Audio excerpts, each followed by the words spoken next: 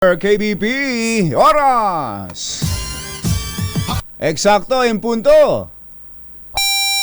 Alas 6 ng umaga.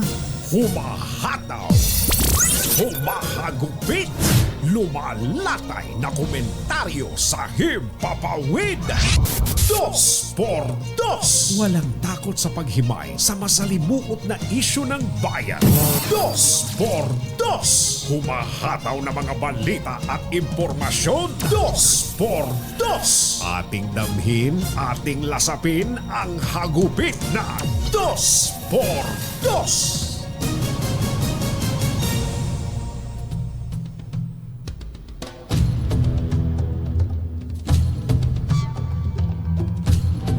Hindi man kasing ingay ng nakaraang Duterte administration ang kampanya kontra droga, ibinida ni Pangulong Bongbong Marcos ang tagumpay na ang kanyang sariling bersyon ng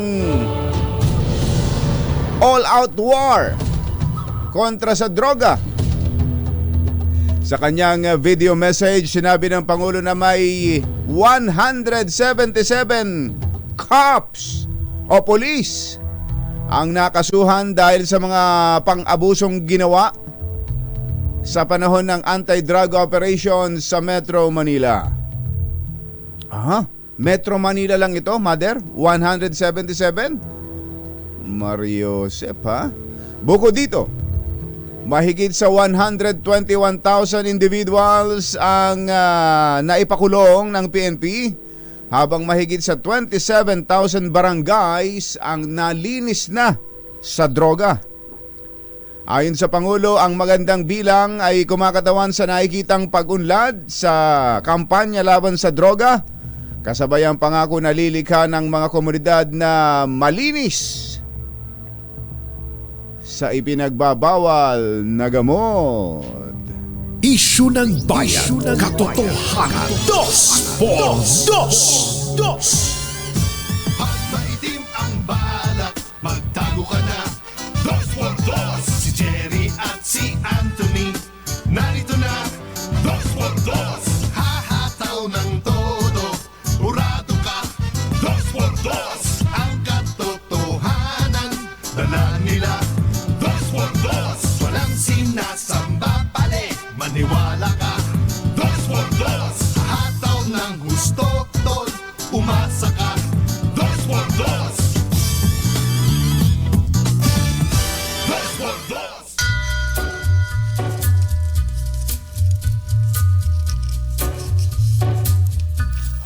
Hi. Take a little walk to the edge of Maganda morning. Lamig, lamig. Dr. Looms like a bird. Magandang umaga, bayan!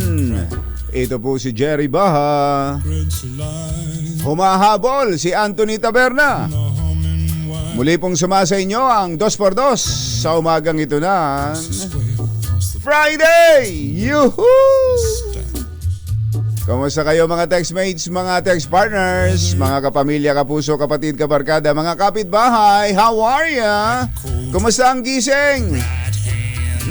Ayun, ayos lang. Di bali ng, sabi nga di baling walang tulog, wag lang walang gising.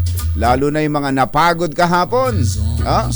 Sa pagdalo, pagsubaybay sa traslasyon na tumagal ng halos 15 oras. Ayan. Lifetime Kayo ba'y kasama sa mga napagod, kasama sa mga debotong nagpunta mismo dyan? Nakapagpahinga na ba kayo? Back to work na kaagad.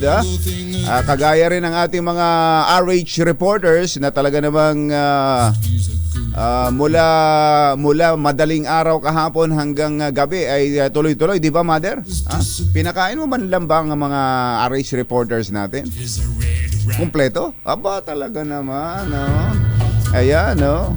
Ang ating mga magigiting na RH reporters na tuloy-tuloy sa pagbabalita, tuloy-tuloy sa serbisyo.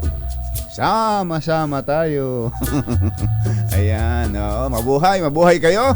Kaya naman ang DZRH po ay number 1.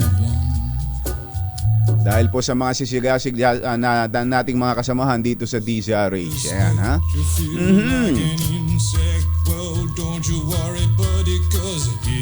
Lalo natin dapat na pag-igihan. Lalo na doon sa mga may hanap buhay, kahit na pagod, pata ang katawan, pagod na pagod. Gabing madilim pa'y umaalis ng bahay, tapos madilim na nakakauwi ng bahay, pero tuloy-tuloy. Alam nyo bang mababa pala ang naitalang unemployment rate nitong huling quarter ng taon. Opo, napakagandang balita niyan, ha? At yan daw po'y pinakamababa since 2005. Ito hong naitalang unemployment. Down to 18-year low, 3.6%. Ibig sabihin mas dumadami talaga ngayon ang may trabaho. Ayan. Yan man ay trabahong hindi tugma sa inyong pinag-aralan, trabahong hindi tugma sa inyong skills, pero dahil sa pagnanais na magkaroon ng hanap buhay at maitaguyod ang pamilya ay pumapasok sa trabaho, yan ang tao. Yan ang responsableng lalo na kung ito'y padre de pamilya o madre de pamilya, 'di ba? Panahon naman na talaga ngayon na parehong ang Mr. at Mrs. ay magkatuwang sa pagtataguyod ng kanilang pamilya. 3.6%, pinakamababang unemployment rate na naitala since 2005. Yan po ang inireport ng Philippine Statistics Authority. Ayan. Kaya mabuhay ang mga lahing manggagawa. Mabuhay ang mga nagpapagal, nagtsatsaga, nagtitiis. Alang-alang sa pagtataguyod ng mga pangangailangan ng sambahayan. Ayan, Pero meron din hong mga tumatrabaho kaagad ng maaga ngayon para naman sa charter change. Ayan, nako. Maaga hong pinainit ng mga kontra at pabor sa charter change, ang issue ng pagbabago sa ating saligang batas. May mga aligasyon, may mga akusasyon, tulad daw po nitong 100 pesos na pirma para sa People's Initiative na itinanggi naman ng mga alkalde. Diba? Tinanggi kahapon yan ni League of Cities Chair, National Chair Albi Benitez ng Bacolod habang pumapangos ng chicken inasal. Oo. Pero ito ngayon, ang bago ngayon ay tinaasan daw ng pagkalaki-laki. Totoo ba ito, Chairman George Garcia? Tinaasan nga daw ba ng ubod ng laki ang pondo ng Commission on Elections para sa charter change? Totoo ba ito, Veromes? Ang COMELEC budget daw po ay itinaas ng 700%. 700%! At ito raw po ay may kinalaman para sa pagsasagawa ng plebisito at referendum na may kinalaman sa charter change. Yan po ang pagbubunyag ni Congressman Edsel Lagman na siya rin namang nagbalita, nagsabi tungkol doon sa mga pagpapapirma na binabayaran daw po ng 100 pesos. Si Senator Amy Marcos naman ay nagsabi na ang mga congressman daw po ay binigyan ng 20 milyones. Ang per district daw po, ang mga congressman ay pinaglaanan ng 20 million pesos para sa charter change. Aba, talaga naman totoo kaya ito? Dapat ay sumagot kaagad dito ang liderato ng Kamara para linawin ang isyong ito. Ganito nga ba talaga kalaki ang kailangang pondo para lang maamyendahan natin ang ating saligang batas? Ang konstitusyon ho natin ay wala pa. Mula nang ito ay maging konstitusyon ay wala pa ni isa na nabago. Ayan, At marami ang noon pa nagsusulong ng charter change o pagbabago sa ating saligang batas. Gaya nga ho ng naging nabanggit na namin sa inyo nitong mga nakaraan nating mga pag-aaral, mga magulang at mga mahal na taga-subaybay. Meron naman. Meron ho talagang mga dapat na baguhin sa ating saligang batas. Ito ho'y hindi naman perpekto na masasabi. Kahit yung mga bumalangkas nito ay hindi nila pwedeng i-claim na perfect ang konstitusyon na binalangkas itong 1987 constitution natin. Ito nga sa atin yung sa atin, do sa atin sa Amerika, di ba? Tingnan niyo kung makailang beses na nilang nagpatupad ng amendment sa kanilang saligang batas. Ibig sabihin, ang anumang batas na pinaiiral, yan ay tumutugol din sa pangangailangan. Dapat ay umaayon din sa panahon. Ayan. Lagi naman kasing napagdududahan na ang pagbabago sa saligang batas dahil lang sa mga politikong gustong manatili sa posisyon. Ayan, nako. Isama na natin talaga yon. Hindi lang economic provisions, pati political provisions.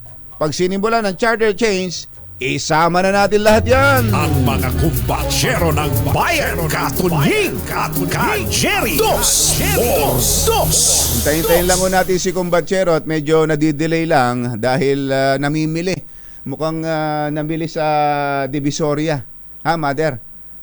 Totoo? Namili sa Divisoria maaga. Marami sigurong dahil 6 na araw na lang ay birthday na ni kumbatsero. Tingnan nyo na. Oo. Ang ngayon ay January 10. So January 16 ay magbe-birthday si kumbatsero, kaya't kayo po'y inaanyayahan anytime soon ay babanggitin po natin kung saan at kung anong araw at anong oras ang selebrasyon ng birthday ni kumbatsero. Ayan naghahanda na. Naghahanda na, namimili na ng mga repolyo. Oy, kumbatsero, huwag ka masyadong mapagpapagod sa pamimili ng repolyo, carrots, tsaka ng mga kamatis dyan. Baka naman may mga namimigay lang dyan mapamahal ka pa. May mga namimigay sa dami na naman. Yung problema na naman natin na kapag naparami ang ani, bagsak ang presyo, kawawa ang magsasaka. Ang mga kumbatsero ng bayan, Katunying at Jerry. Dos por dos. Oras po natin 6:13, 6:13 ng umaga. ACS Balita, susunod na. This time check is brought to you by ACS Manufacturing Corporation, ISO certified, maker of world-class quality Pride detergent. CS Balita. Walang makakaligtas, walang makakalampas. Saan mang sulok ng kapuluan, Luzon, Visayas hanggang Kamindalawan. Basta't may balita, ipagwagwagan ng sikat na tagapagbalita. ACS Balita. Kasama ang 2x2 tandem Anthony Taberna at Jerry Baja. ACS Balita. Ang programang ito ay hatid sa inyo ng ACS Manufacturing Corporation, ISO certified, maker of world-class quality Pride detergent. Araw ng Wednesday, January 10, 2024. Narito na po ang ulo ng ating ACS Balita. Target nakita ng Bureau of Customs noong 2023, lumagpas sa record high na 884 billion pesos. 500 pesos registration fee ng mga business taxpayers aalisin na ng BIR. Traslasyon 2024, umabot lang ng halos 15 oras. Manok at iba pang mga poultry products mula sa Belgium at France bawal na sa Pilipinas. Matapos ang traslasyon, NCRPO inamin na may natanggap na banta sa seguridad ng kapistahan ng Black Nazarene. At illegal recruiters hinihinalang nasa likod ng pagdukot at pagpatay sa 7 magkakamag-anak sa Lanao del Norte. Magandang umaga Luzon, Visayas, Mindanao. Good morning Philippines! Hello world! Sa pangalan po ni Anthony Taberna, ito po si Jerry Baha at ito ang ACS Balita. alas 6:18 ang ating oras. Dito muna tayo sa ating ACS Good News. nakakuha ng record high nakita na 884 billion pesos ang Bureau of Customs noong nakarang taon. Nalagpasan ang target ng gobyerno sa gitna ng pinaigting na kampanya laban sa smuggling at mas pinahusay na digitalization initiatives para sa pagpapadali ng kalakalan. Sa data mula sa Department of Finance, lumagpas ng 1% ang koleksyon ng buwis ng BOC na umabot sa halos 884 billion, mataas sa 874.1 billion na itinakdang target ng Development Budget Coordinating Committee. Ang nasabing accomplishment ay kumakatawan sa 2.5% na pagtaas ng performance ng kita noong nakarang taon kumpara sa koleksyon nitong 862.4 billion pesos noon namang 2022. Samantala, hindi na maniningil ang Bureau of Internal Revenue ng 500 pesos na annual registration fee sa mga business taxpayers. Aba, kasunod dito na nilagdaang Ease of Paying Taxes Act o itong Republic Act number 11976, kaya hindi na kailangan mag-file ng form form number 0605 at magbayad ng 500 pesos na annual registration fee. Ayan. Oo nga, no? Dapat makausap natin, Mother, si Commissioner Lumagi para malaman natin kung ano ba yung laman ng ease of paying taxes. Oh, ito ho talagang dapat na gawin eh. Oh. Na pagaanin pa yung bang pasimplihin ang pagbabayad ng buwis. Hindi yung yun lang sistema, yun lang pamamaraan, yun lang may mga taong gustong sumunod at magbayad ng tamang buwis, pero yung hirap. Ano ba, kukuha ka pa ng accountant, 'di ba? Magbabayad ka pa ng accountant at dahil hindi mo maintindihan kung ano yung mga gagawin, paano yung sistema sa pagbabayad ng buwis. Ito na ho, dapat pasimplihin. Dapat ay pasimplihin talaga ito ng gobyerno at malaman natin kung ano itong detalye itong ease of paying taxes. Tulad na lamang nito ng annual, kailangan ba talagang taon-taon mag-register ang isang taxpayer? Ako nag-register uli ako Mother. Nagbayad ako. Oh. Ano hindi ako nagbabayad ng buwis? Nagbabayad ako. No. Bago pa ibigay sa akin ni Attorney Reg at ni Boss Jomay, na ibigay na yung sa gobyerno. Ganyan dapat. Di ba? Ayan o. Dagdag ng BIR, mananatili ang bisa ng Certificate of Registration ng mga business taxpayers at maaari nila itong baguhin o i-update. Noong Enero 5, nilagdaan ni Pangulong Bongbong Marcos ang naturang batas o itong Ease of Paying Taxes Act upang mapadali ang tax filing ng mga maliliit na enterprise at maisaayos ang revenue collection system ng bansa. Ayan. Kapag pinadali ho talaga yung pagbabayad ng buwis, tingnan nyo lang. Sigurado mas malaki. Mas malaki ang papasok na koleksyon ng buwis ng pamahalaan. Totoo yan. Oo. Marami ho ang gustong sumunod sa batas, kahit pa ba sabihing medyo yung iba masama ang loob. Pero ang nakaka-discourage talaga ay yung napakahirap, napakasakit sa ulong intindihin ang mga sistema sa pagbabayad ng buwis. Tsaka yung pagpa-file lang. Pipila ka pa, pupunta ka pa kung saan. Tinan nyo yung sa mga LGUs, di ba, yung pagbabayad lang ng real property tax at maraming munisipalidad at lungsod ang pinahusay na yan pinadali na. Kasi nga, ikaw nga yung magbabayad ikaw yung magbibigay ng pera sa gobyerno. Dapat, bine-baby ka ng gobyerno. Di ba, Commissioner Lumagi? Dapat bine-baby natin yung mga mamamayang nagkukusa ng magbayad ng buwis. Yung hindi na kailangang pagbantaan para lang magbayad. No? Hindi katulad dati do sa ilang beses na namin ewan ko lang kung narinig na niyo yung kwento namin diyan eh.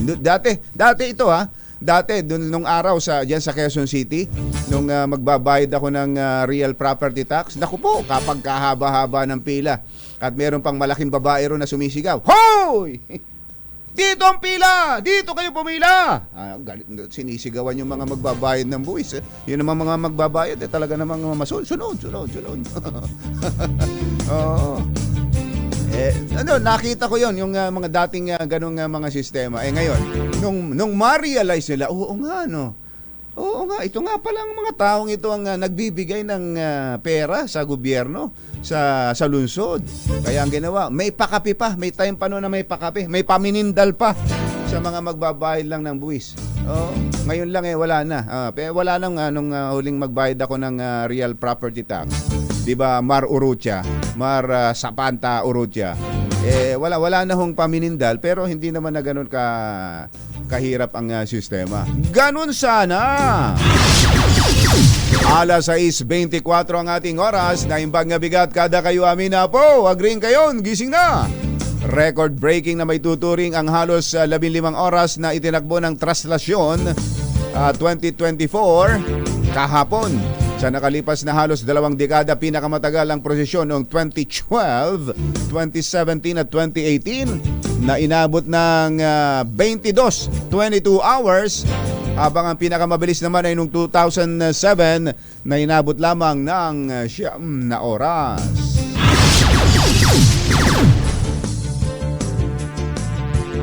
Pumalo sa mahigit sa 6.1 million ang bumuhos na deboto sa traslasyon ng Poong Itim na Nazareno sa kabila ng naranasang mainit na panahon at pag-ulan pa nung umaga. Una nang tinaya na magiging triple ang mga dadagsang deboto sa traslasyon matapos nga ang 3 taong pahinga dahil sa pandemya.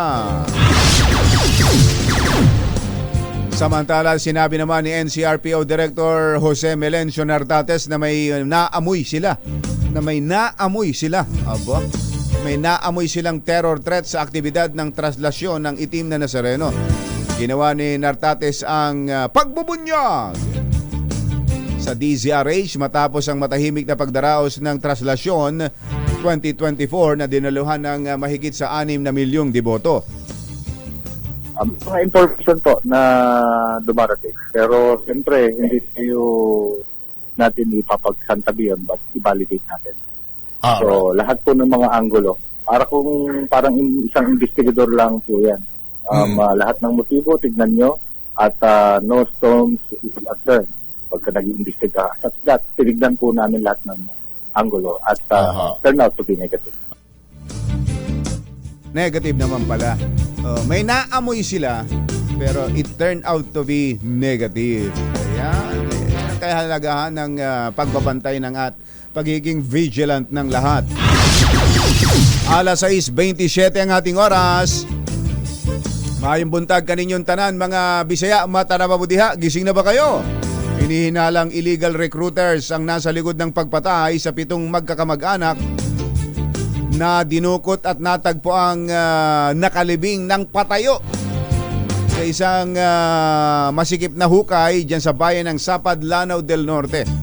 Ayon sa pamilya ng mga biktima, nirecruit ng isang grupo sina Joselito Gaviola, Marley Gaviola at iba pa nilang pinsan at kinuha ng placement fee para magtrabaho. Nagbayad ang mga biktima ng tig 7,000 pisong placement fee at sinundo ng kanilang recruiter sa Pagadian City noong Biyernes. Sinabi ni Police Major Alibsar Daraba, Sapad Police Chief, dinala ang mga biktima sa labas ng Lanao del Norte at dinala sa isang coconut farm sa barangay Carcum kung saan sila pinatay. Mario Josep, Ayon kay Major Daraba, ang mga biktima ay residente ng Zamboanga del Sur. Natagpuan ang bangkay ng mga biktima sa isang mababaw na hukay na patayong inilibing para sila'y magkasya. Ayun.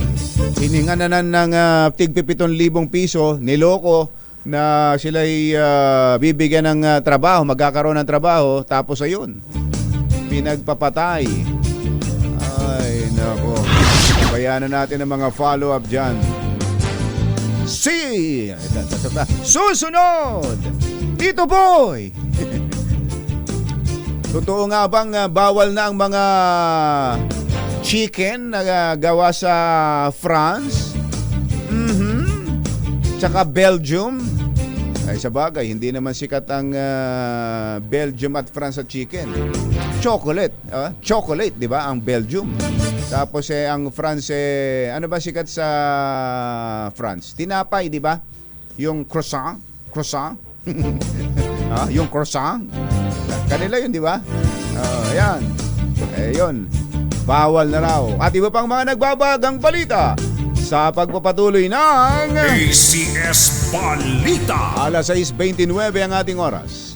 This time Maganda morning! Anong araw ba today, mga kumbatsero? Sabay-sabay tayo. Today is Laundry Day, Friday! Yuhuu! At pag Laundry Day, all you need is Pride Washing Machine Detergent. May triple stain away formula, kaya tanggal ang makapit, matikit at malupit na dumit man siya, kaya easy ang labada. Kaya pala mula noon hanggang ngayon, all you need is Pride. All you need is Pride. ACS. ACS Balita. Alas 6:35 ang ating oras. Tuloy ang ACS Balita. Ipinagbabawal ng Department of Agriculture ang poultry imports mula sa Belgium at France dahil sa outbreak ng bird flu. Ayun. Sakop ng ban ng parehong domestic at wild birds, gayon din ang poultry products. Epekto noong Lunes upang maprotektahan ang lokal na poultry industry ng bansa. Meron bang mga chicken na galing pa doon? Layo naman na nun.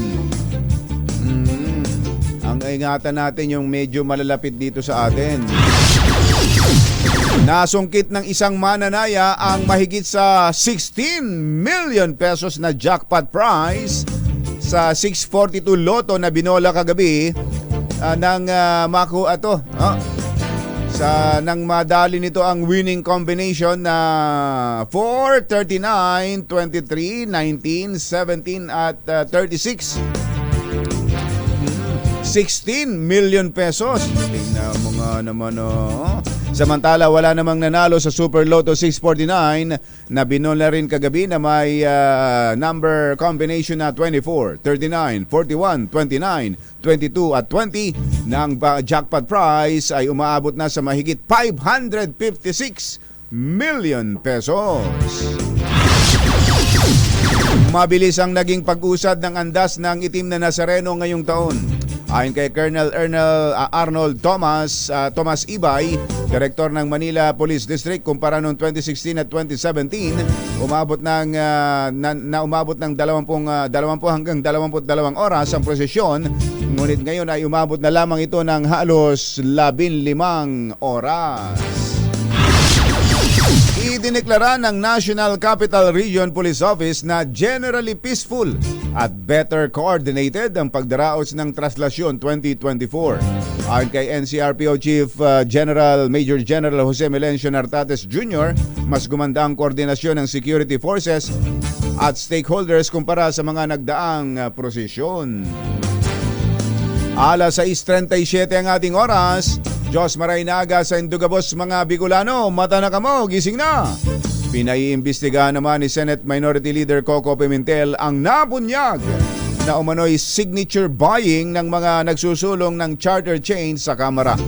Ayon kay Pimentel, kailangang kalkalin ng NBI at PNP ang sinasabing panunuhol ng 100 piso kapalit ng pirma ng mga botante sa Albay para sa People's Initiative Campaign sa pagrebisa sa 1987 Constitution. Mahigit sa 3 bilyong pisong pondo ang inilabas ng Department of Budget and Management para magamit sa pagkukumpuni at rehabilitasyon ng mga paaralan sa bansa. Ayon kay Budget Secretary Amina Pangandaman, ididiretso nila ang SARO Special Allotment Release Order sa DPWH sa ilalim ng 2023 General Appropriations Act para masimulan kaagad ang pagsasaayos ng mga nawasak na paaralan na tinamaan ng mga kalamidad. Alas 6:38 ang ating oras.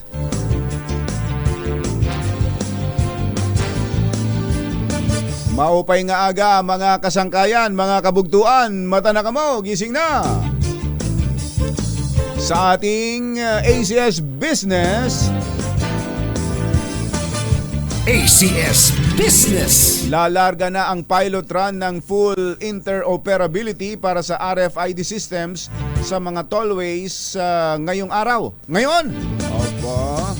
Ayon kay Toll Regulatory Board spokesperson Julius Corpus, layunin nitong pag-isahin ang RFID tags na kailangan sa expressways sa ilalim ng One RFID, One Account. Ayun! Parang ano ito parang yung kampanya ng 2x2 sa sa social media, One person, one account, di ba? Pero ito, one RFID, one account of sa ngayon ay gumagamit ang mga motorista ng dalawang magkaibang RFID account sa tollways. Oo nga. Ito yung auto sweep para sa toll roads na ino-operate ng San Miguel Corporation. Ito yung diyan sa SLEX. SLEX, Skyway, ayan di ba? Ano pa ba yung sa San Miguel? TPLEX yata, kasama. Tapos ay ang Easy Trip naman ay itong NLEX. Ayan, NLEX. Saka yung dito sa Cavite, Cavitex. 'Di ba? Ayan. Ang plano ho, sa bagay, matagal na nating narinig ito sana nga ngayon, totoo ito, Mother, ngayon na. Ngayon, pwede ba nating makausap ang TRB para malaman natin Sinabi ho ni Julius Corpus na target nila ikasa ang full implementation ng programa sa July. Ayan. Sana nga isa na lang para kapag magpapagapit tayo ng sticker. Ang dami pa rin kasing walang RFID ngayon tinan nyo, pag napadaan kayo sa expressway, ang haba pa rin ng pila ng mga walang RFID. Kung isa na lang, tapos accepted na sa lahat ng expressway, pwede na ang kailangan na lang nilang ayusin talaga yung system. Kasi madalas hindi pa rin gumagana yung yung hindi bumubukas yung barrier, kailangan mo pang itap yung card. Madalas pumapalya pa rin. Dapat ay ayusin din nila yung system. 6:41 ang ating oras. Sa ating sports balita, bigo si Pinay tennis sensation Alex Ayala na umabante sa main draw ng Australian Open sa Melbourne sa ikalawang pagkakataon. Giniba ang Pilipina ni Rebecca Peterson ng Sweden sa unang round ng qualifying draw 6-2, 7-5. Nagawa pa ni Ayala na mag-post ng 5-4 na barahan sa second round pero binigay ni Peterson ang lahat para mapauwi na ang Pinay. Sinimula ng 18 anyos na Pinay sensation ang bagong taon sa kanyang career best world ranking na pang 185 sa Women's Tennis Association. Naghatid po ng kabuuan ng ating ACS Balita. Sa pangalan po ni Anthony Taberna, ito po si Jerry Ba. Kasama ang 2x2 tandem Anthony Taberna at Jerry Baha. ACS Balita.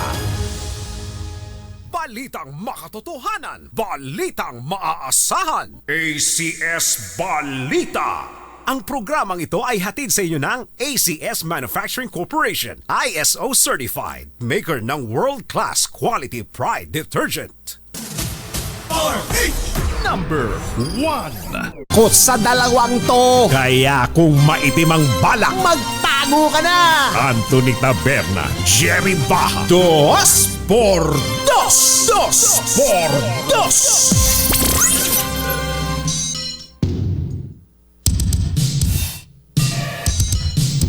Ay Kabilis ng oras ano. Alas 6:46 ang ating oras. Uy, Mother, si Boss Jomay may good news. Aba, tingnan mo nga naman yan. Abangan nyo na. Oo. Sila raw ay nag-uusap na ni Attorney Reg at ni Boss Jun. Ni Boss Jun Nick daw. Dahil inilampaso mo raw, Mother, ang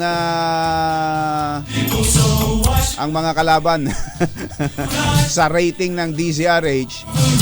Ayan ha. Abangan mo na raw sa ATM mo. May bonus. Number 1 bonus. Aba, tingnan. Woo! Thank you po mga bossing. At inuulit natin sa ating mga taga-subaybay.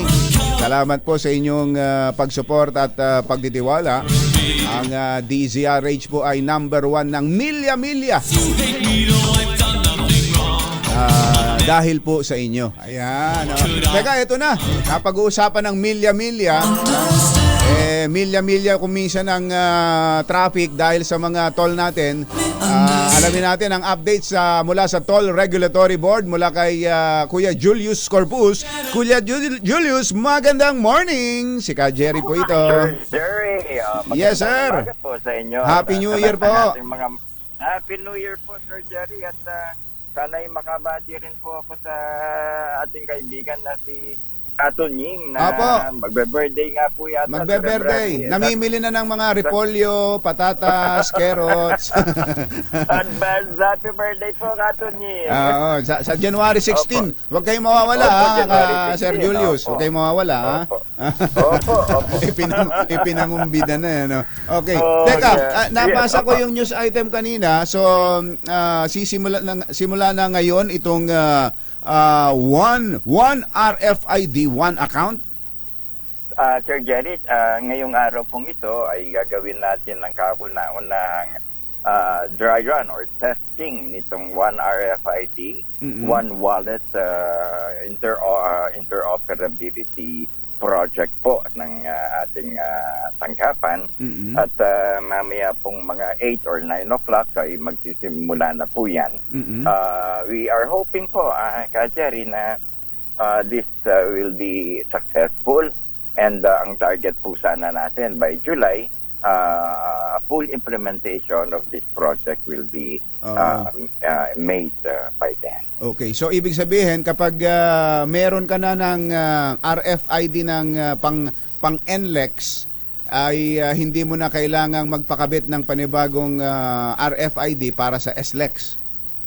Tama po, Sir Jerry, man po yun, no? Isang RFID either from AutoSweep or isang RFID from EasyTrip. Mamili kayo kung anong gusto ninyo, pero i-cross-register nyo lang muna, no? Dun sa kabila kung anong napili niyo. Pero at this time po kasi, you are maintaining 2 accounts, dalawa pa pong wallet or accounts ang minemaintain ninyo.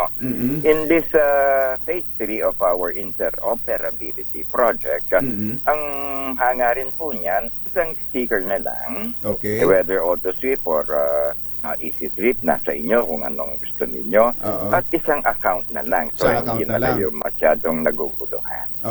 So, hindi na ho kailangang i-register sa kabila. Kalibawa, nagpa-register ako, bumili ako ngayon, nagpakabit ako ngayon sa AutoSweep, hindi ko na kailangang i-register sa EasyTrip. That is the intention po, Ka Jerry, na once full implementation na po itong one RFID, one wallet, automatic na dapat na naka-cross-register na sa lahat. Maganda nga ho yan kapag gano'n.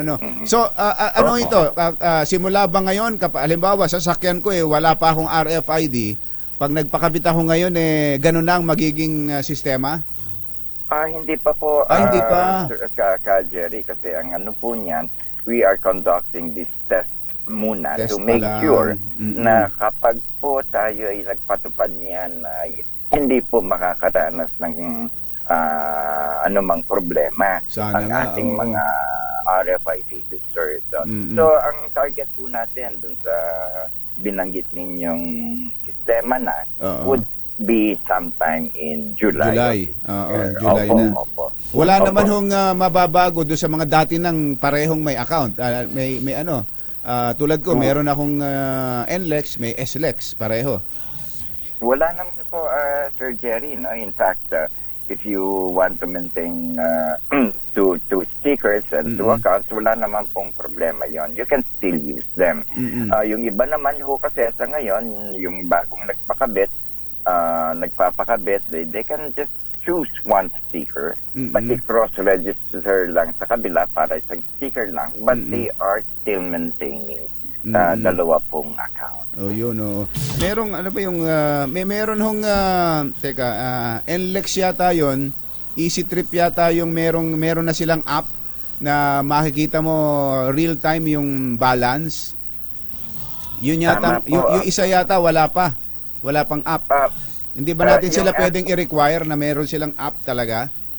That is being worked on po, Sir Jerry. Ang manner of verifying nung kabila of their account is through yung text messaging. Sa text, medyo you mabagal pa. Text yung balance nila. Or I think through yung kanilang email yata or something that you can verify the balance. Medyo matagal pa. Ito, binuksan ko itong app ng MPT. Kita lahat eh. Kita mo kaagad yung RFID mo, kung ilang sasakyan meron ka, at ilan ang magkano ang balance pa. Sana ma-require din yung isa pang operator na magkaroon din ng ganito, Sir Julius. Tama po, and I believe that is where they are leading to. Para mas madali din ang loading, para hindi nangyayari yung hindi mo alam kung magkano na load mo, pagdaan mo wala ka na palang load, hindi na kasya. Nako, mas nakaka-delay pa, nakaka-create pa ng traffic. Tama po, maganda nga po yung mga nababanggit nyo, Ka Jerry, no? At this will further encourage and motivate itong ating toll operators to keep on providing the best services possible para sa ating mga RFID. Panghuli na lang, nababanggitin ko, Sir Julius, pwede bang lahat na ng toll natin, toll gate natin katulad nung sa Valenzuela? Wala nang barrier? Patungo rin po tayo sa ganyang sistema, Jerry. No? But at this time, since we are in the transition phase, I hope you will understand na hindi natin pwedeng biglain yan because we have to make sure na everything is in place bago mangyari. Kasi nagawa na sa dito sa Mindanao Mindanao exit. So ibig sabihin, pwede magagawa. Yes. Tama po, Kajali. And it only takes some time kasi you have to replace equipment, you have to replace systems, and you have to take into account yung overall situation of the ETC systems of each tollway at this time. But that is where we are leading to. Papunta na ron. Pero may timeline ba tayo dito, Sir Julius? Halimbawa, hindi ba natin pwedeng bigyan ng deadline ang mga toll operators natin na by July, tulad nitong one RFID, one account, dapat barrierless na lahat ng toll gate natin? Well, hayaan niyo po at isang bagay yan na nasa programa naman ng ating tanggapan. At titignan po natin yung feasibility of implementing it in the soonest possible time, taking into account po yung situation ng ating mga toll operators in terms of their equipment and systems na nandyan sa ngayon. Sir Julius, maraming salamat. Magandang morning. Magandang morning po, Kajarian, sa lahat po ng ating kasamahan sa DZRH. Happy New Year po muli. Salamat po. Si Sir Julius Corpus, spokesperson ng Toll Regulatory Board.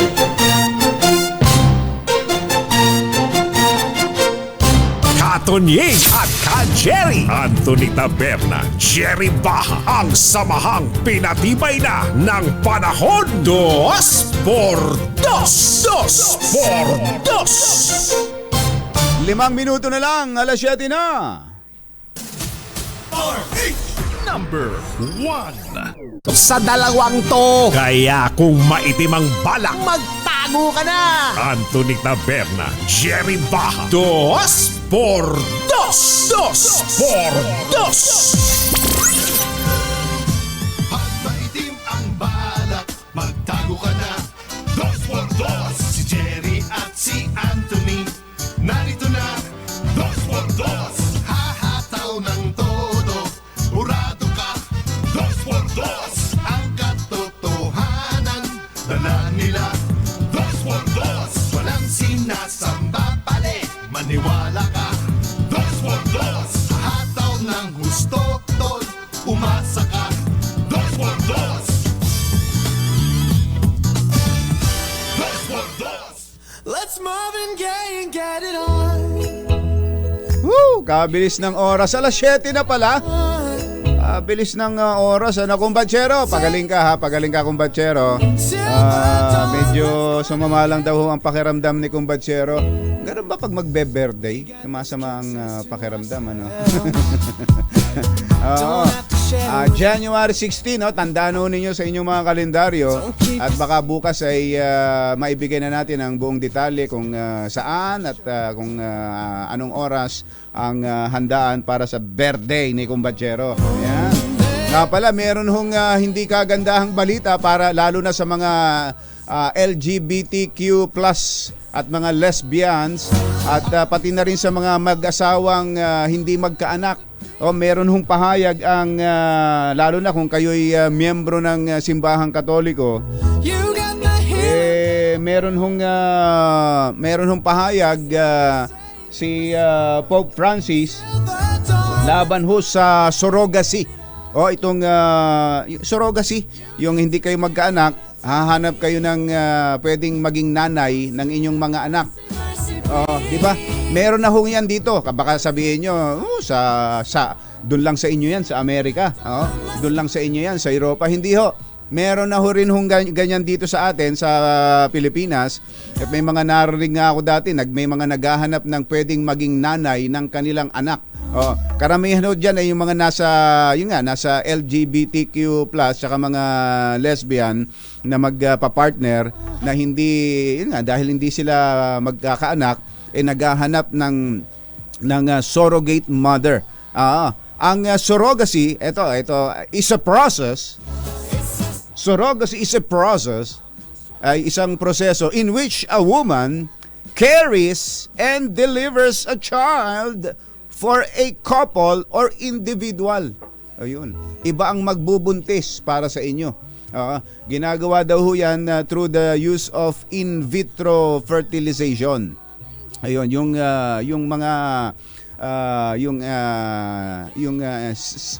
egg cell ng doon inilalagay doon sa surrogate mother, doon sa magiging nanay. Siya ang magbubuntis.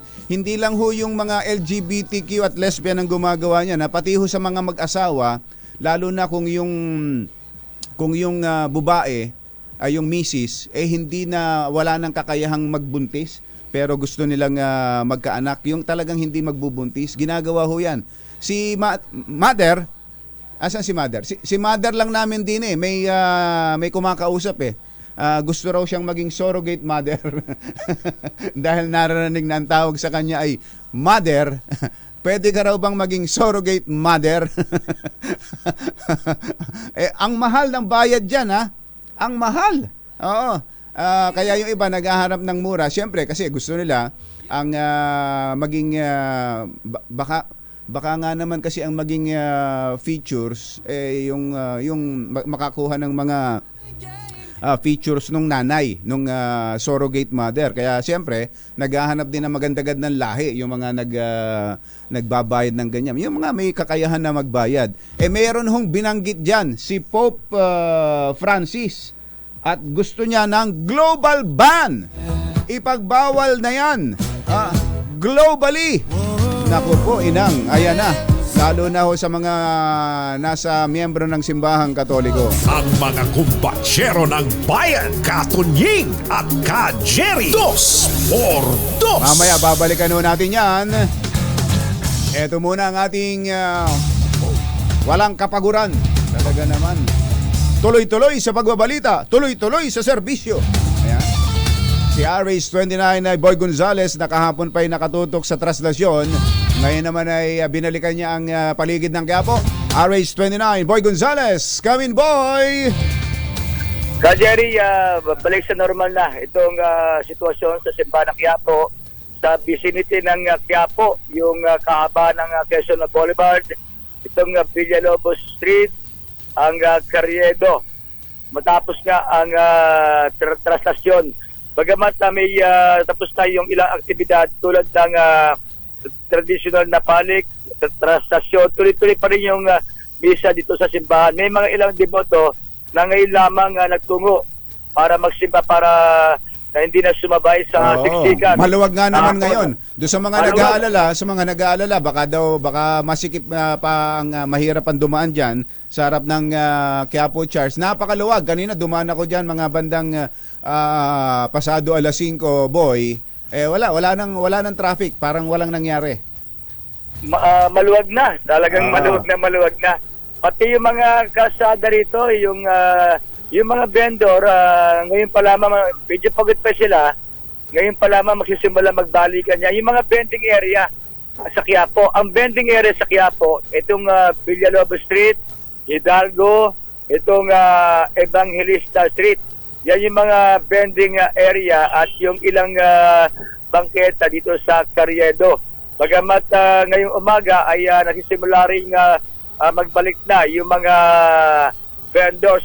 Sa yung x-ray machine na inilagay, tinaya dito sa Plaza Miranda at saka yung scanner ay natanggal na. May mga ilang mga portalit pa rin nandito. Halimbawa dito sa Evangelista sa may Raong, 2 portalit. Sa Carriedo, may 2 pa. May mga railings pa nang hindi natanggal sa Quezon Boulevard. Yung mga ginamit ng mga first aid station. At yung yan yung mga ginamit nila. At yung yung mga nagbebenta ng mga gamot-gamot diyan, boy, balik na rin. Aba, wala pa, mukhang napagod. Yung mga kung ano-anong gamot, yung kung ano-anong gamot na mga tinitinda diyan sa paligid ng simbahan. Meron pa ba noon? Meron pa rin? Meron pa rin yun, hindi naman herbal. Oo, mga kunwari herbal, pero hindi mo naman alam kung totoo na. May herbal, yung tinatawag nilang para hindi ka magkaroon ng mens sa babae. Oo. Meron bang ganon? Meron dito yung mga herbal na gamot. Oo. At pero yung mga pampalaglag talaga hinuhuli ng binawal na 'yon. Oo. Bawal na 'yon. Pero nahuli ka, kulong ka. Pero may mga nagpapalusot pa rin. Meron pa rin. Pagka kilala ka, nakakabili ka. Ay, talaga. Mario, Stefano. Siyempre, ang ganda siguro naging kita kahapon dyan ng mga vendors, ano, boy? Boundary, ka Jerry. Tuwan-tuwa yung vendor kausap ko kahapon. Vendor siya na siomay. Siomay, may... ubos yun. Ubos, saka kumita siya. Naubos na ng umaga tanghali.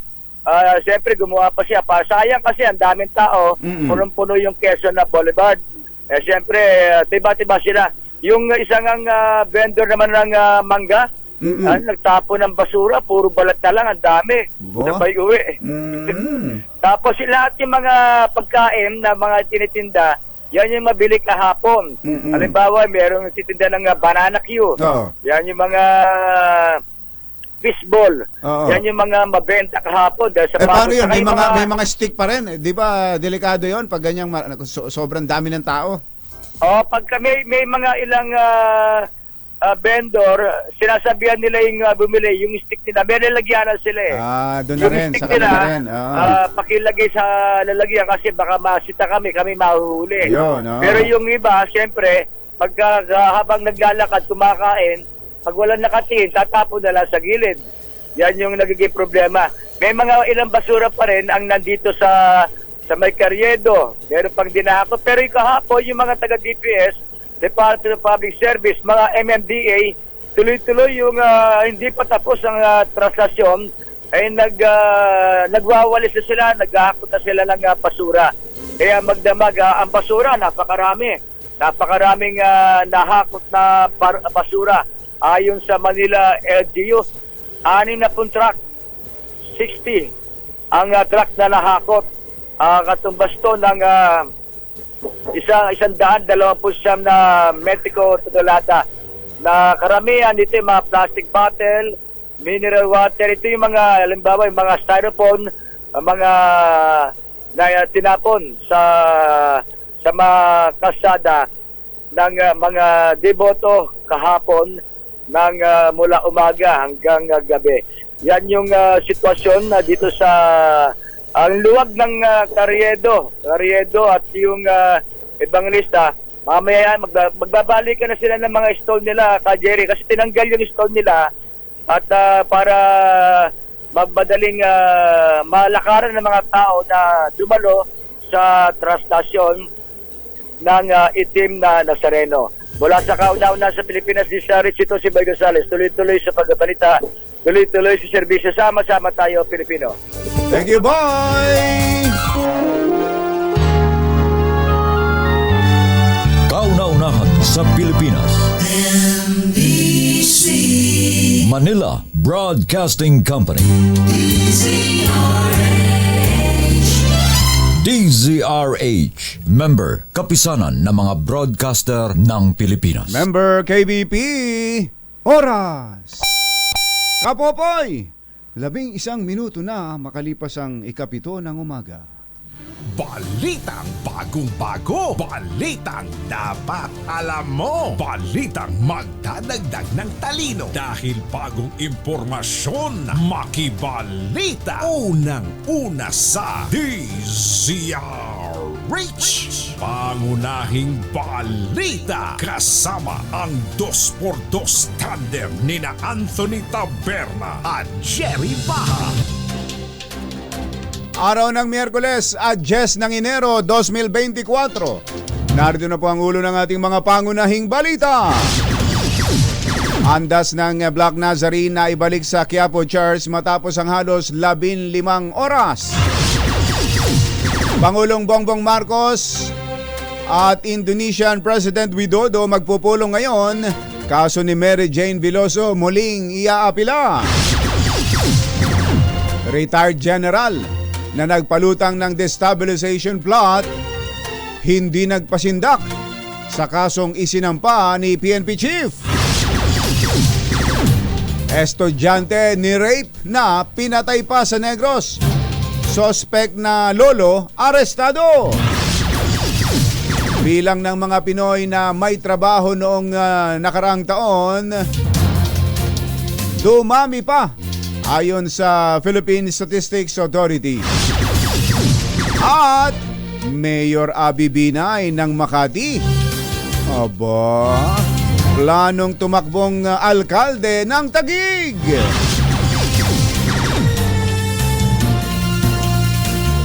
Magandang umaga Luzon, Visayas, Mindanao. Good morning Philippines. Hello world. Sa pangalan po ni Anthony Taberna, ito po si Jerry Baha at ito ang Pangunahing balita. Alas 7:13 ang ating oras. Sa detalye ng ating mga balita, maagang nakarating sa Quiapo Church ang andas ng Black Nazarene matapos ang halos 15 oras na traslasyon na dinaluhan ng mahigit sa 6 na milyong deboto. Nakarating ang andas sa simbahan ng Quiapo dakong alas 7:45 ng gabi na naging pahirapan ang pagpasok dahil sa dami ng tao. Sa pagtaya ng Quiapo Church, higit sa 6 na milyong deboto ang dumalo sa prosesyon. Ngunit sa panig ng PNP, umabot lamang ito sa halos 3 milyon, isa sa pinakamarami sa kasaysayan ng traslasyon. Matatandaan na 3 taon ding natigil ang tradisyonal na prosesyon dahil sa pandemya. Ibinida ni Las Piñas City Mayor Imelda Aguilar na ang andas na ginamit ng Nuestro Padre Jesus Nazareno ay gawa ng Sarao Motors na matatagpuan sa kanilang lugar. Ayon kay Aguilar, ang Sarao Motors ay isang automotive company na specialized sa aspeto ng designing, engineering at paggawa ng jeep na pangunahing transportasyon sa Pilipinas. Yun, Buti nga't andyan pa rin ang saraw, ano? Paliwanag ng alkalde, ang karosang ginamit sa traslasyon ay gawa sa bulletproof at para mas masilayan ang imahe ng Nazareno ay nilagyan ito ng interior lights. Ang Saraw Motors din ang lumikha ng disenyo ng andas na ginamit sa traslasyon noong 2010 at 2020. Sa ibang balita, muling iaapila ni Pangulong Bongbong Marcos kay Indonesian President Joko Widodo ang kaso ni Mary Jane Veloso na nasa death row sa Indonesia. Ginawa ng Pangulong pahayag matapos manawagan sa gobyerno ang Migrante International na sana'y muling maigit ang na mabigyan ng clemency si Mary Jane. Matatandaan noong 2023 personal na hiniling ng Pangulo kay Widodo na pag-aralan ang kaso ni Veloso. Simula 2010 ay nasa death row na si Veloso matapos mahulihan ng 2.6 kilo ng heroin sa kanyang maleta sa Yogyakarta International Airport. Alas 7:15 ang ating oras, tinawag na harassment ni retired Brigadier General Johnny Macanas Sr. ang ginawang pagsasampa ng kaso laban sa kanya ni PNP Chief Benamin Acorda. Ayon kay Macanas, ang akbang ni Acorda ay paraan ng pananakot sa kagaya niyang vlogger upang pigilan silang magpahayag ng kanilang opinyon sa social media. Dagdag ng retiradong general, nagkamali si Acorda kung inaakala nitong mapapatahimik siya sa pamamagitan ng pagsasampa ng kaso. Kinasuhan ni Acorda si Macanas sa Quezon City Prosecutor's Office ng paglabag sa cybercrime law dahil sa paggamit nito ng larawan ng PNP chief sa viral post sa social media ukol sa umano'y pagkumbinsi nito kay Pangulong Bongbong Marcos na bumaba na sa pwesto. Samantala, hindi na kailangan ng loyalty check sa hanay ng PNP sa gitna ng ugong ng tangkang destabilisasyon laban sa Marcos administration. Ayon kay PNP Chief Benamin Acorda, nananatili ang suporta ng buong hanay ng pambansang pulisya kay Pangulong BBM bilang kanilang Commander-in-Chief. Nananatili rin anyang tapat, apolitical, intact, solido at professional ang PNP sa kanilang sinumpaang tungkulin. Samantala, mahaharap sa kasong rape with homicide ang isang senior citizen sa Negros Occidental. Ito ay si Federico Delfin Jr., akusado sa panggagahasa at pagpatay sa isang senior high school student sa Cadiz City. Ayon kay Police Lieutenant Colonel John Joel Batusan, hepe ng Cadiz Police, natukoy ang kinaroroonan ng Delfin nang puntahan nila ang pamilya ng suspect sa Kabangkalan City. Sa report ng pulisya, patay na nang matagpuan ng biktima na nakahubad at mayroon ding itong laslas sa leeg, hiwa sa kaliwang tenga at tadtad ng taga ang dalawang kamay. Mariosep, na-recover sa pinangyarihan ng krimen ang bolo na ginamit ng suspect sa pagpatay.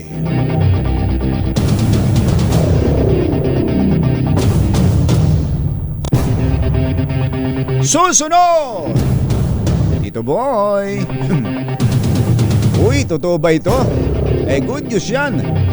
Ito daw hong bilang ng mga walang trabaho ay ito nga yun, yung kanina binibida natin na unemployment rate ay pinakamababa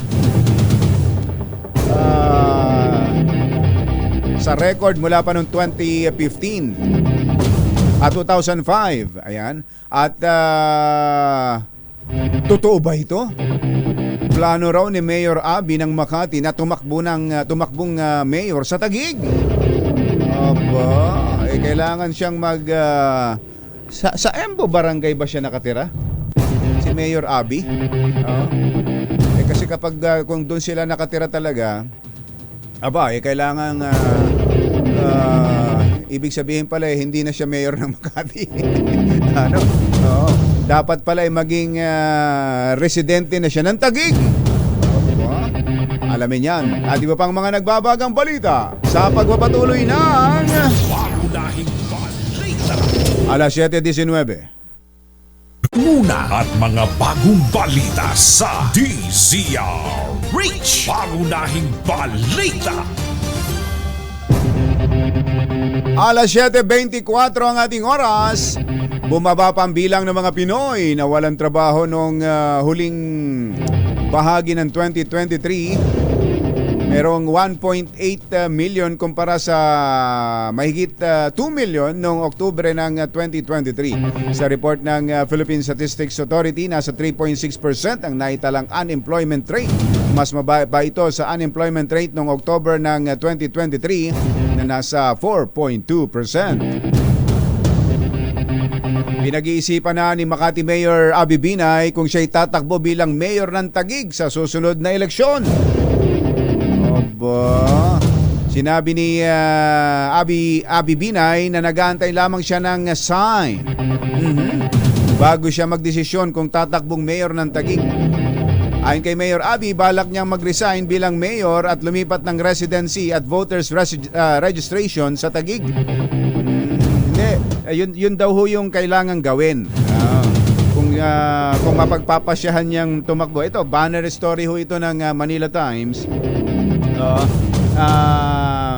Kung siya raw po'y tatakbong mayor, yun nga ang kailangan niyang gawin. Kailangan niyang ma-establish muna ang residency sa Taguig. Ayan. Kaya nga ang tanong ko ang residency ba ni Mayor Abby ay sakop ng Embo Barangays na ngayon ay parte na ng Taguig? Ayan. Ang sabi po ni Mayor Abby, siya daw po ay waiting for some divine intervention. Aba. At marami daw hong factors bago siya matuloy sa pagdedesisyon kung siya ngay tatakbong mayor ng Taguig. Ayan. Abangan! Sa ibang balita, tututukan ni Pangulong Bongbong Marcos ang kalinisan program sa Bagong Pilipinas upang mapanatili ang momentum sa inilargang cleanup drive sa buong bansa. Sa kanyang video, nagpahayag ang Pangulo ng kagalakan sa positibong resulta ng programa na pinangunahan ng DILG. Nabatid mula sa ahensya na umabot sa 5.1 million kilos ng basura sa buong bansa ang nakolekta sa unang araw ng cleanup drive noong Sabado. Ayon kay Pangulong BBM, gagawin ng tuloy-tuloy ang cleanup drive at buwanan na itong isasagawa. Bibigyan din ng parangal at kikilalanin ang mga barangay na makagagawa ng katangi-tanging aksyon. Kabilang sa mga nais ng presidente na matutukan ng mga barangay ay ang paglilinis sa mga kalsada, kanal, palengke at mga paaralan. Binweltahan ni House Appropriations Committee Chairman Zaldi Co si Albay Congressman Edsel Lagman sa akusasyon na 12 billion pesos budget insertion sa Commission on Elections para sa pagsusulong lamang ng charter change. Paliwanag ni Congressman Zaldi Co, ang 12 billion pesos additional fund ay dinagdag ng COMELEC dahil ang nakuha lamang nitong pondo sa ilalim ng 2024 National Expenditure Program ay 2 billion pesos lamang. Ayon kay Congressman Co, humirit si COMELEC Chairman George Garcia sa budget hearing sa Kamara na maibalik ang kanilang budget. Iyon naman pala. Sa ibang balita, nilinaw ng LTFRB na hindi sila magdidesisyon sa brand o modelo ng jeep para sa PUV Modernization Program. Ayon kay LTFRB Chair Chofilo Gadis, ang mga kooperatiba mismo ang masusunod sa pagpili ng modern jeepney. Sinabi ni Guadis na ang mga ito rin ay ang may say kung mas gusto nilang bumili sa abroad o dito sa bansa at hindi ito panghihimasukan ng pamahalaan. Gayunman dapat ay mamili ang mga kooperatiba sa listahan ng mga manufacturers na inaprobahan ng DTI alinsunod sa Philippine National Standard. Inaasahan na kaunting bagyo na lamang ang papasok sa Pilipinas ngayong taon dahil sa El Nino phenomenon. Ayon kay Ana Solis ng Pag-asa, nasa 13 hanggang 19 na bagyo lamang maaaring pumasok sa bansa ngayong 2024. Mas mababa sa dating hanggang 20 bagyo. Sabi ni Solis na mararanasan din ngayong taon ang pinakamainit na panahon mula Marso, Abril at hanggang Mayo. Una rito'y sinabi ng Pag-asa na ang El Nino ay maaring tumagal pa hanggang sa second quarter ng 2024 at apektado rito ang agricultural provinces sa Northern at Central Luzon. Susunod! Tito Boy. Yung mga pelikulang yung mga pelikula daw ng MMFF, naku, napirata na kaagad. Ganon. Oo. Pero extended na, 'di ba? Extended ang pagpapalabas nito ngayon. Pati yung passes, extended. Ayan. Kaya po hindi pa ninyo nagagamit lahat ang laman ng inyong passes, ay pwede ring gamitin hanggang sa Sabado pa. Ayun. Meron ka pa ba dyan, UL? May passes ka pa dyan? Nanghingi ng passes, ano? Lahat ng yan at iba pang balita sa pagpapatuloy ng Pangunahing balita. alas 7:30. This time, Muna at mga bagong balita sa DZRH. Pangunahing balita. 7:34. Pangunahing balita sa showbiz. Eto na. Uy, magandang morning, Aya Jerome Tang. At sa mga taga-subaybay natin dyan sa Intercon Laboratory, kumusta ba kayo dyan? At sa mga agang mga nagpupuntahan dyan para magpa-blood test. Ayan na. Kailangan naka-fasting yan. At least 10 hours, di ba? Di ba, Greg? At least 10 hours fasting. Naku, ang dami niyan sigurado. Dahil kainan nitong December, ayun, panahon ng pagpapacheck up ngayon. Kaya magpa-schedule na kayo sa inyong mga doktor. Baka tumaas ang inyong mga cholesterol, ang inyong uric, ang inyong sugar. Naku po, inang Kuyang Els Bartolome, ikaw ba'y nakapagpa-check up na ng iyong kolesterol? Medyo mataas sa kolesterol yung mga longganisang alaminos. Hinay-hinay lang. Ano nga ba lasa ng longganisang alaminos? Yung may toothpick. Yung pagka kumain ka, tapos kumpleto na, may toothpick na. May atsuete. Yung may atsuete, sarap, ano? Kuya, kumusta ba si General Nick Bart? At si Jerry Labasan dyan sa Laguna.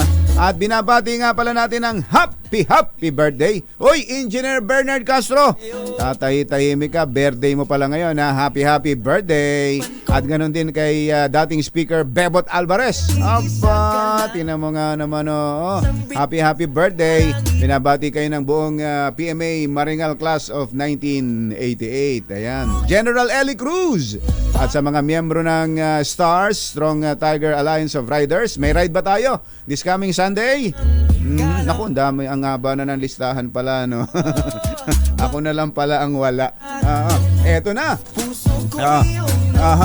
May mga pinipirata na raw na mga entries dyan sa MMFF. Ihatid sa atin ang ating showbiz legend, Morley Alinio. Magandang morning, Morley! Yes! Magandang morning, Luzon, Visayas at Mindanao. Good morning sa dalawang papabol, hagabol. Ayan, ka-Cherry at ka-Tuni. Well, pinirata na nga, nagkalat na nga ngayon sa internet ang link ng mga pelikula na naging entry sa Metro Manila Film Festival. Ang unang naipirata ganun na talaga ngayon, Morley, ano? Kapag sinabing pirata, hindi katulad dati na nasa DVD na o nasa CD na, ano, di ba dati? Link ngayon, link. Ngayon, link na, ano? Mas matindi ngayon. Mas matindi. Dati kasi, pwede pa nilang puntahan sa Quiapo at pagbabasagin yung DVD. Ngayon, hindi na nila, paano nila yun, pasa-pasa na. Ang unang na-pirate, syempre yung number 1, Rewind. Yun. Tapos ang sumunod na na-pirate naman, yung Malyari. Sumunod yung When I Met You in Tokyo. At sunod-sunod na ito. Ang dami na. Ngayon, nagkaroon tayo ng chance na makausap kahapon ang MTRCB chairman na si Chairman Romando Altes. At tinanong nga natin sa kanya kung ano ang posibleng nilang gawin sa naturang pagkalat ng pirate tape o mga link. Paano daw? Alam mo, nakakalungkot. Wala silang magagawa. Wala. Kasi, pag ipinasa sa kabila, ipapasa na agad doon bago pa mahuli yun. Naipasa na, pasa-pasa na. So, paano ba nailagay sa computer yun? Aba, syempre, baka may nanood. Tapos Ni-record, ganon. Oo, Concord, Ginoo. So, ganon. Dapat maging maingat. Pero ang kagandahan naman ito, may kagandahan din kahit paano. Oo. At least, hindi tulad ng mga nagdaang Metro Manila Film Festival na first day pa lang ay na-pirate na. Oo. At least Ito, ito after nasa 2 second weeks week bago na. na-pirate. Oo. Yun naman ang kaganda. Kumita na. Ibig sabihin, kumita na. Kumita na. Oo. Pero gayon pa man, nakakalungkot pa rin isipin dahil siyempre pinaghirapan ito ng ating mga producer, ng mga artista, tapos nanakawin lang ng ganon-ganon. So, mas hindi talaga ang problema ngayon sa pirate. Hindi lang nga kumikita ang mga pelikulang Pilipino na ngayon lang nga kumita ngayong Metro Manila Film Festival, ninanakaw pa. Magkano na raw ba ang kinita ito sa pangalawang linggo? Noong ang sabi ni Chairman Romando Artes, noong January 7, umabot na raw, higit na raw sa 1 billion. Wow. So, ibig sabihin, ang target nila ay 700 million lang, pero umabot na sa 1 million plus. Kaya, baka pwede na talagang i-share. Baka naman. Ano ba bang hindi mo napanood? Napanood ko lahat. Lahat? Lahat. So, ano ang the best para sa iyo? Ang una para sa akin talaga, ang magandang kwento. Although, ginaya lang daw talaga ito, yung Rewind. Yung Rewind. Tapos maganda talaga, pinakamagandang kwentong-kwento talaga, pinakamaganda sariling natin na original, Firefly. Tapos, ang pinakamagaling na actress naman, si Vilma Santos and Marian Rivera talaga sila. ang naglaban. Yung putputan ng laban. May chismis nga na nakarating sa akin, 2 points lang daw ang lamang eh. Oo. Tapos na naglaban naman sa pagka-best actor, talagang pukpukan lang din talaga. Si Cedric Juan at si Dingdong Dantes. Talagang napakahusay din ni Dingdong Dantes doon. Yun. Yan ang ating DZRH Show Status News. Ito po ang inyong RH47, Morley Alinio. Tuloy-tuloy sa pagbabalita, tuloy-tuloy sa serbisyo. Sama-sama tayo, Pilipino! Babu! Babu! Thank you, Morley! Pangunahing balita sa sports. Sa ating sports balita, bumaba na bilang team manager ng National Football Team ng na-Ascals si Dan Palami. Ayon kay Palami, ito yung upang bigyang daan ng bagong management ng Philippine Football Federation ng free hand sa kanilang desisyon. Pero one call away lang anya siya sakaling kailanganin ang kanyang tulong. Si Palami ang kasama ng national squad mula 2009 nang makaabot sa semi-final round ng AFF Suzuki Cup ang koponan noong 2010. Pangunahing balita sa kalusugan. Sa ating health news, pinag-aaralan ngayon sa England ang paggamit ng fingerprint upang matukoy ang breast cancer. Pamalit sa mammogram at biopsy. Fingerprint? Ayon sa mga researcher mula sa Sheffield Hallam University, sa pamamagitan ng mass spectrometry, maaaring suriin ang pawis na nakukuha sa fingerprint ng tao. Paliwanag ng mga mananaliksik, ang level ng protein na makikita sa pawis ay maaaring maging indikasyon ng health status ng tao mula sa benign pathology hanggang sa early stage cancer o metastatic condition. Ang artificial intelligence naman ang mag-aanalisa ng mass spectrometry results o ang complex data. Ayun. Baka nga yung AI, no? Diyan natin pakikinabangan ng gusto sa medical field, no? Baka nga binuhin nyo matutukoy ang breast cancer dahil lang sa iyong pawis sa daliri, sa fingerprint. Idineklara ng European Union ang 2023 bilang pinakamainit na taon sa kasaysayan ng mundo sa nakalipas na 100 taon. Ayon sa Copernicus Climate Change Service ng EU, 1.48 degrees Celsius na mas mainit ang planeta nitong nakaraang taon kumpara noong 1850 hanggang 1900 pre-industrial period. Natalo ang record noong 2016 na 1.25 degrees Celsius. Taglay ng 2023 ang global average temperature na 14.98 degrees Celsius o 0.17 degrees na mas mataas kaysa sa dating pinakamataas na average temperature na naitala noong 2016. Matatandaang pinansagan ang bawat buwan ng kalagitnaan ng 2023 bilang pinakamainit sa kasaysayan ng mundo tuwing mula Hulyo hanggang Disyembre ng nakaraang taon. Naghatid po ng kabuuan ng ating mga pangunahing balita. Sa pangalan po ni Anthony Taberna, ito po si Jerry Baha.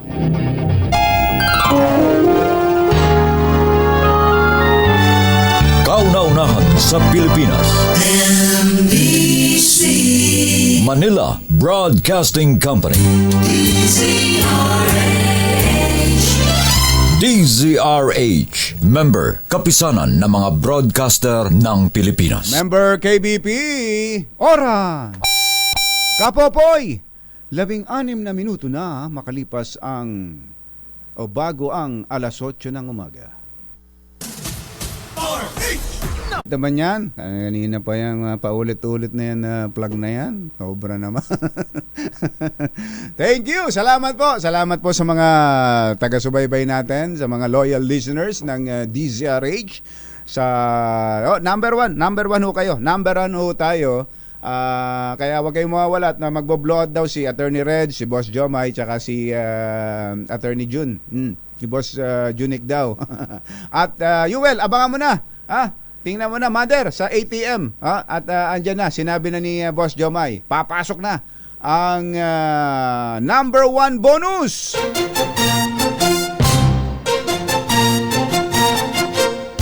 Katonying at Ka-Jerry, Anthony Taberna, Jerry Baha, ang samahang pinatibay na ng panahon. 2x2. Balikan lang ho natin itong issue sa surrogacy. Itong binanggit ho ni Pope Francis. Lalo na ho sa simbahan, sa mga miyembro ng simbahang Katoliko. Sa mga miyembro ng LGBTQ+, mga lesbians, yung mga magpa-partner na gustong magkaanak, pati na rin sa meron nung talagang mag-asawa, lalaki at babae, pero minsan may problema yung babae, hindi siya pwedeng magbuntis. Kaya humahanap ng surrogate mother, lalo na kung sila ay may kakayahan. Ganun po ang ginagawa. Meron hong pahayag diyan si Pope Francis. Andito ho yun andito lang yun At pakinggan po ninyo at aking babasahin ang binanggit ng Papa diyan sa Roma tungkol ho dito sa surrogate parenting. Ganito po ang kanyang sinabi tungkol po sa surrogate sa surrogacy. Andito lang yung kanina. Nanakawan na naman tayo. Pinabayaan nyo kasi bukas yung pinto Nanakawan na naman tayo. Nawala na naman dito. Ang mga kumbatsero ng bayan, Katonying at Ka-Jerry, 2x2. Ito pala. Ginuha pala ni Greg. Ito pala si Greg. Ang mga ginagalaw ito, Greg. Ito ho. Tungkol dito sa ang gusto ho pala ni Pope Francis ay universal ban on surrogate parenting. Calling the practice, ito raw pong surrogacy ay teka, ngingiti lang muna kami, nagpapapicture dito. Ayan, okay na. Ang ito raw pong surrogacy ay deplorable, kalunos-lunos. And a grave violation of the dignity of the woman and child. Isa raw pong matinding paglapastangan sa dignidad ng babae at ng anak. Yan po ang naging pahayag ni Pope Francis sa kanyang panawagan for a global ban on parenting via surrogacy. Ayan surrogacy, doon sa mga hindi pa nakakaalam dyan, ganun ho yun. At meron na ho niyan dito sa Pilipinas. At marami na rin tayong nababalitaan. May mga celebrity pa, di ba? Na nagkaroon ng mga anak through surrogacy. a process in which a woman carries and delivers a child for a couple or individual. Syempre, may bayad nga ho yun. Binabayaran yung tatay, yung mother. Kaya nga si mother namin dito, mula ho nang tawagin namin mother, ang dami nagpupunta dito. Gusto siyang gawing surrogate mother. dahil pwede rin naging mother kahit wala si father. Oo. Ginagawa ho yun through in vitro fertilization. Yun, inilalagay dun sa sinapupunan ng babae. At siya yung magdadala, siya yung magpapalaki sa kanyang sinapupunan nung sanggol o nung bata. Yan. Oo. Dito ho, meron na ho niyan. Yung iba pa nga, Pilipino, humahanap ng surrogate mother sa abroad. Ayan. Hanap ng kana. Ayan, kana. Para maputi. Ayan. Para o kaya French. Ayan, mga ganon. Mga Europeans. Ganon ang hinahanap. Oo, para na maging surrogate. Siyempre, mahal yun. Mahal yun. Pero naman dito sa Pilipinas, meron din naghahanap mo niyan kahit na mga local lang. Siyempre, yung mga kababaihan na nangangailangan ng pera, pumapayag. Nangyayari na ho yan. Pero kung kayo ho'y, kung naririnig ho ninyo ito, ang sabi ho mismo ni Pope Francis, yan daw pong practice of surrogacy is deplorable and grave violation of the dignity of the woman and child, at dapat daw pong magpatupad ng global ban laban dyan. Masamang tao lang ang takot sa dalawang to. Kaya kung maitim ang balak, Magtago ka na! Anthony Taberna, Jerry Baja, 2 por 2. 2 por 2.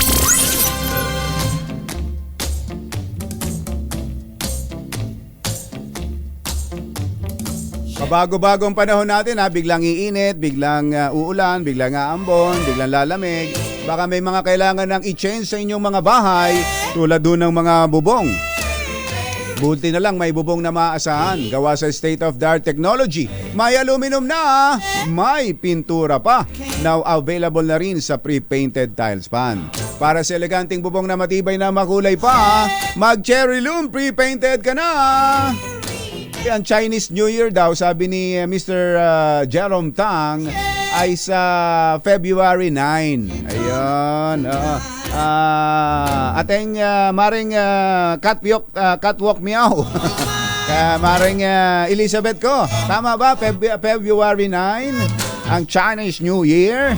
Saan ba tayo? Saan ba mga tikoy natin dyan? Tikoy na may ampaw. Ha? Yan ang kailangan natin, ha? Kuyang Elmer Ngo, magandang morning. At din kay Kuyang Romel Sitin, na ngayon ay nakauwi ka na ba? Kumusta ba dyan sa ASEA? Nandito na po ang all-new Cherry Tiggo 5X Pro Hybrid, ang pinakabagong hybrid vehicle na makakasama mo sa pang-araw-araw na biyahe ng barkada o pamilya. Fuel efficient at siksik sa features na swak sa katulad mong naghahanap ng sasakyang pangmalakasan ng dating, safe at panalo sa advanced functionality. Meron itong 1.5 liter turbocharged engine at 48-volt hybrid system na nagpapababa sa fuel consumption. O diba? Suabe sa kalsada, tipid sa gasolina. Secured ka dito dahil meron din itong 6 na airbags, full LED lights at double row daytime running lights. Tulong para sa mas ligtas na biyahe. Kaya naman kung gusto mo nang masubukan ng all-new Cherry Tiggo 5X Pro Hybrid, bumisita na sa pinakamalapit na Cherry Auto Dealership o kaya naman i-check out ang kanilang website www.cherryauto.pa. Yun! ang mga kumbatsero ng bayan, Katunying at Ka-Jerry. 2 por 2. Pala, ito lang bago tayo magtapos tungkol doon sa tubig naman. Ang bottled water contains hundreds of thousands of plastic bits. Libo-libo daw po, daan-daan libo ng mga plastic ang nakukuha natin sa mga bottled water. Tingnan mo nga naman, nag-iingat pa naman tayo. Gusto natin malinis na tubig, kaya ayaw nating sumalo kung saan-saan ang tubig na iinumin natin. Dito nga 'di ba, hindi tayo makainom ng galing sa gripo. Pero pumunta kayo doon sa amin. Sa gripo lang, kukuha ka ng tubig. Sa amin sa Amerika. Oo, sa gripo. Nanonood kayo ng mga pelikula diyan, 'di ba? Pag may makikiinom na bumisita, kukuha ng baso, itatapat do sa gripo.